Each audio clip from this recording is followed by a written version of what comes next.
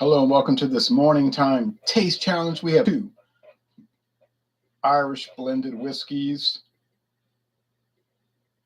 and they're both 80 proof, 40% alcohol. The first one, introduced in 1980, is Bushmills Black Bush.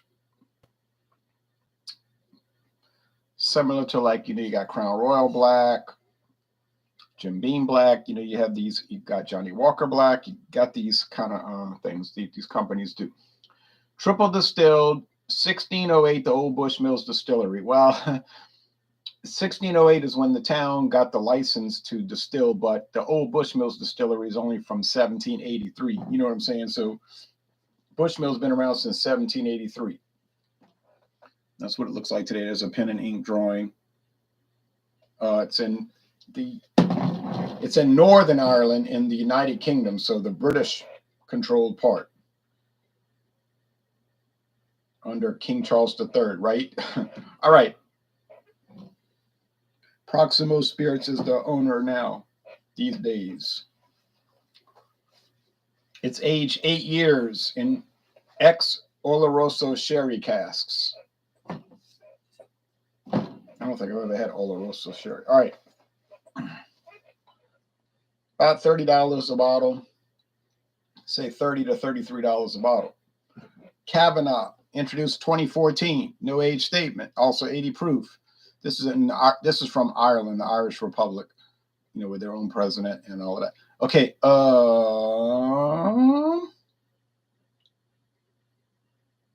This is made by a company called Teeling Distillery, founded 10 years ago. But their distillery wasn't open until 2015.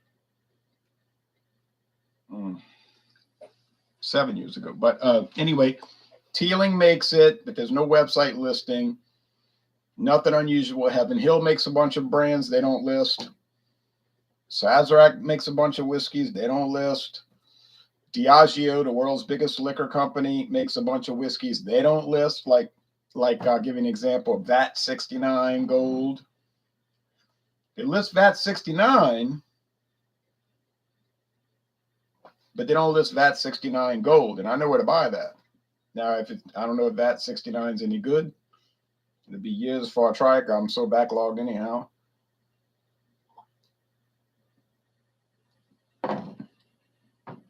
How have I done in the recent Irish whiskey taste challenges? Not so hot. 3 wins, 4 losses. 3 and 4. That's bad. But I intend to even it up right now to 4 and 4. I think an argument, a mitigating factor to my, to my effort is that Irish whiskey is very similar to each other. The Irish whiskey brands are so similar one to another, they're very hard to tell apart. It's kind of like American blended whiskey. Irish blended whiskey is very similar, and American whiskey is very similar. I'm talking about blended whiskey. And I've gotten those mixed up so many times. Now, this has a cork, but it's a pressboard cork, plastic cap pressboard cork. But it's still cork. It's just little chips pressed together with some kind of resin, obviously holding them together.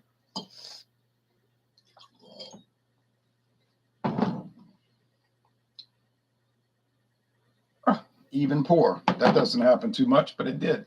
Today, Black Bush. All right.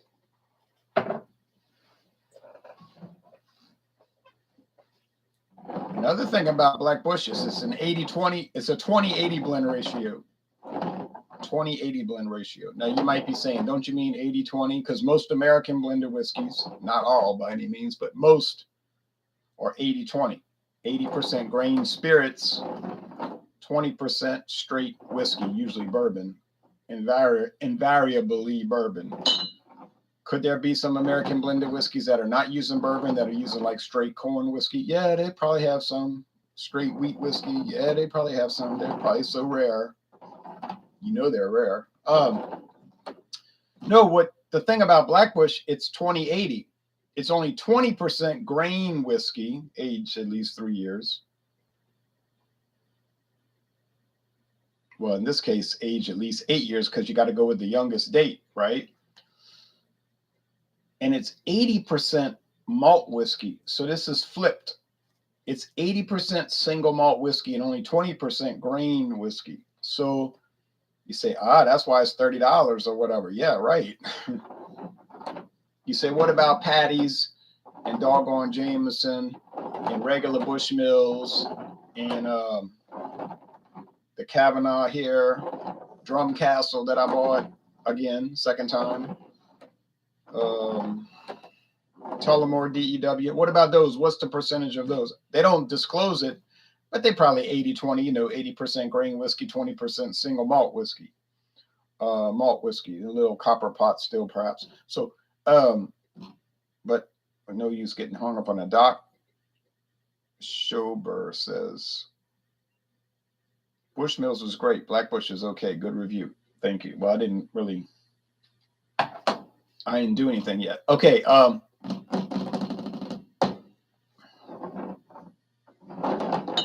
Mix it up a couple of more times. The appearance, they seemed, the Black Bush seemed a little lighter to me. A little lighter. From that very quick glance. Aroma. Yeah. Grain, alcohol. Just like cereal. Like a bowl of cereal with no sugar added, no salt.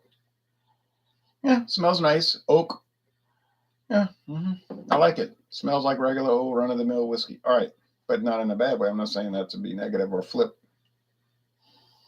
Oh, this seems to have a lot more action going on. You say, what kind of action? Like sherry wine. It really bled. The sherry wine really bled into this flavor, I think. I like sherry. I just finished off some Taylor sherry.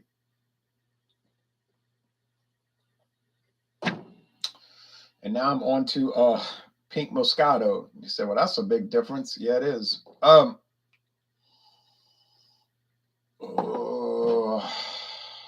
In my thinking, that is the Black Bush and that's the Kavanagh, but it's a taste challenge and I'm certainly not sure. So let's go with the tasting, shall we? Yes, we shall.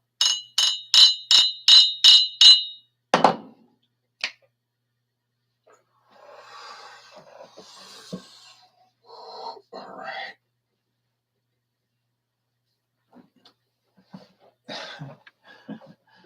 Beautiful blue sky.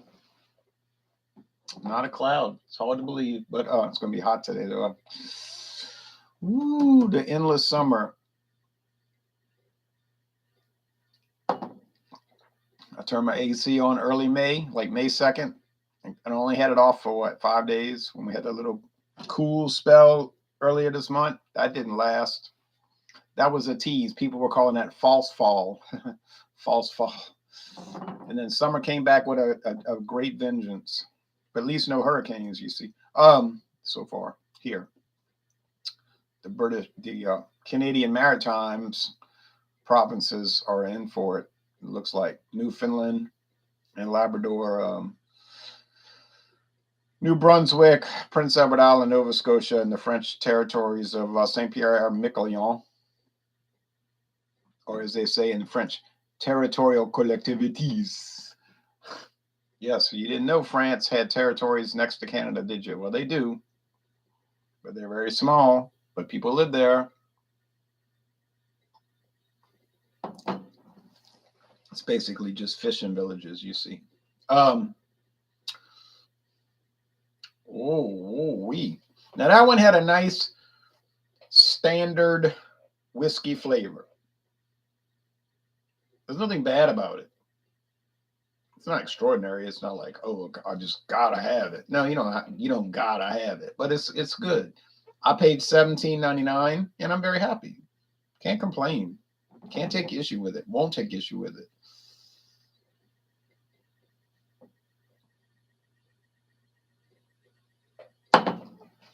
Black Bush. I think that's what this is. A lot of bread dough. But it's really not coming out so dynamic right now. Ooh,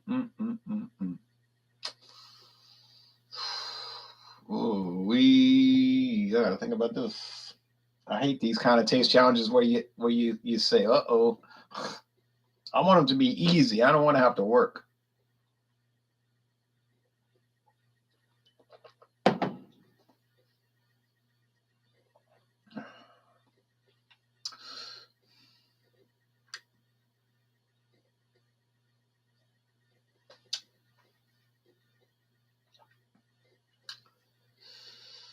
Yeah.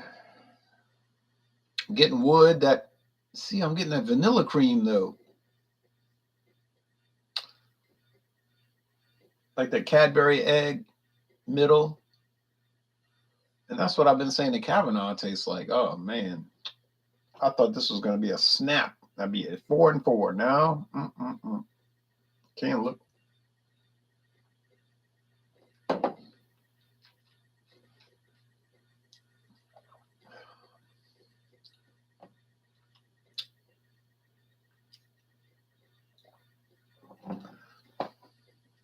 Is it a $13 difference in quality? No way. Nope, isn't. It's a difference. Not a whole lot. See, it's a funny thing. There's a lot of these what you call cut rate Irish whiskeys, Scotch whiskeys, Canadian, American, probably Japanese if you live in the East. Indian, I wouldn't drink those, but they probably fine, but I'd be scared, you know. But and in your thinking when you see it on the shelf, you say, "Oh yeah, that's just gonna be the worst. That's gonna be so bad. I just can't believe it. I'll never buy it." But if you start doing these challenges and really thinking about it, you start saying, "Oh, it should be way worse." You know, why it's not way worse? It would be easy if it was way worse. Then you could just say, "Yeah, yeah, it's $10. It's trash." You know, that would be easy.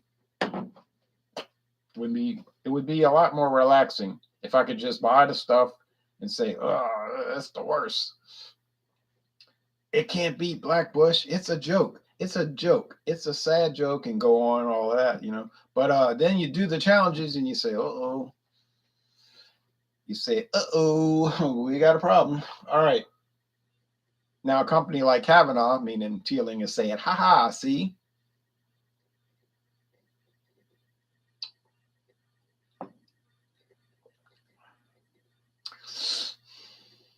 there's fruit, wood. It's got wood. I mean, wood barrel. Ooh, I don't know.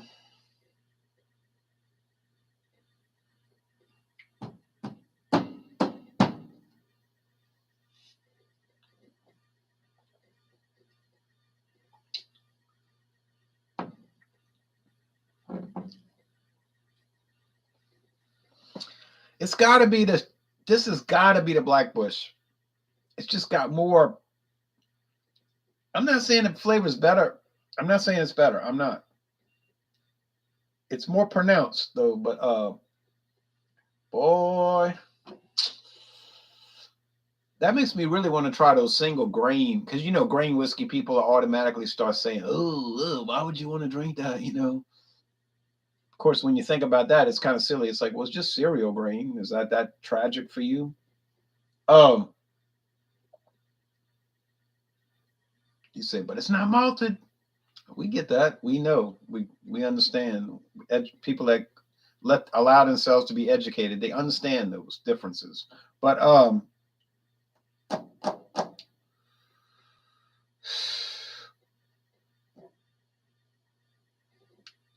you think it's going to be terrible. That's the whole. That's what I keep ranting about. You think it's going to be terrible. It's not. That's the problem. There's the problem. There's the nexus of the crisis. Um, I can't get good leverage. I got a bad fulcrum. All right. So I'm gonna say this is the doggone Black Bush, but it's shocking me in a way that it's not just clearly winning. Okay, I got it right. That was scary though, but it's like you watch a football game and you say, this is going to be so bad. That team is a 31-point favorite. There's no way. Oh, like, okay, here's the t-shirt, Tulane. There's no way Tulane is going to compete with Oklahoma. That's a joke. Then you're watching the game and you're saying, I don't believe what I'm looking at. It's the fourth quarter. There's 2 minutes left and Tulane's driving. If they score and kick the extra point, they're going to win. You say, it can't happen, you know. And then, of course, something happens like they fumble the ball or they can't make the first down. Like last year, they missed the first down by an inch. And you say, see, I told you Oklahoma was better. Yeah, they better, but they barely hung on to win. It shouldn't even be like that. You know, it should not be coming down to the last second. I mean, yeah, if they play in Texas in the Red River shootout, I call it the shootout because I'm not politically correct. Well, yeah, you could see that happening. It comes down to the last second. But Tulane, if they play in them, it's supposed to be an easy win. It's supposed to be just like what they call a win. We're going to do them a favor. They can come up here to Oklahoma and get beat, and then they'll get their money and leave. It's like Rocky with Apollo Creed. It's not supposed to be a fight. It's a show. But he doesn't know it's a show. He thinks it's a damn fight. You see, and that's the problem you run into with these things. So Kavanagh doesn't realize it. It's like Kavanagh, you say, but it's an inanimate object. I know I'm using an allegory, you know, you could hopefully grasp that. The Kavanagh doesn't realize it's a show. So it's in there competing like, oh, I'm just a good whiskey made by Teeling. Might be $17.99 a bottle, but hey, we're here to battle. And then you throw them back, you know, like, whoa, I never dreamed this would happen, you know. It's happened with a number of rums I bought. Like some of these rums I get, you say, oh, that thing is just going to be a wipeout. It's just going to be terrible. I never heard of Palo Viejo. You know, that has no chance. Who ever heard of Palo Viejo? They don't even have a website, Palo Viejo. Not Palo. I guess it's Palo Viejo. But then you do the taste challenge and you're like, can't even hardly tell the difference. I don't even know if I can tell the difference. And then you do your research, you find out. I got people from Puerto Rico telling me that thing's really popular in Puerto Rico. What are you talking about? Everybody in Puerto Rico knows about Palo Viejo. It's everywhere. All the old men drink it. I mean, it's like an old man drink, you see, which doesn't mean it's bad. It's venerable in a way. It might be better than the others. So then that's what caught me off guard. I'm just giving that as an example. You know, I bought that at the beverage store in Baton Rouge, $6.99 a liter. I'm thinking, oh, this thing here. But I didn't know. It had been around since 1906, and that it was like kind of a entrenched thing. Well, you know, the same thing could happen with beer. You get people that's too busy being a snob. You know, they content to be a jerk. So you say, oh, look, I found this beer, Schaefer. Oh, we're going to start talking about it. And you're like, you ever had Schaefer? I don't drink that kind of stuff. You might be surprised. Okay, anyway, back when I wish Falstaff was a very interesting product, and I was glad I was able to buy that in 1996 one time before it disappeared. And Jack's did same year too. Jack's and Falstaff. Oh. Never thought they'd be going for good. Well, maybe not for good. But I got some theories about what's going to happen in New Orleans coming up. You just might see some more Falstaff, Jacks, and Dixie, but that's all certainly theory and not fact at this point. All right, but thanks, everybody. So coming up at the end of the Irish series here, I'm planning to go 5-4. So I'm at 4-4 now, and I'm planning to end at 5 wins, 4 losses, which is understandable with this tough situation with these whiskeys. But it's going to be the Red Bush from Bushmills. Only been on the market since 2017, 5 years. That runs about $26 a bottle. once again, you think it's going to be a joke. And I'm thinking it's going to be a joke. But something's telling me, it isn't going to be. It's going to be a battle. And it's going to be this. It's either going to be me finishing with a winning record, 5 wins, 4 losses, or a losing record, 4 wins, 5 losses. And I would hate to see that happen, but we're going to find out soon enough, I guess. All right. Thanks, everybody.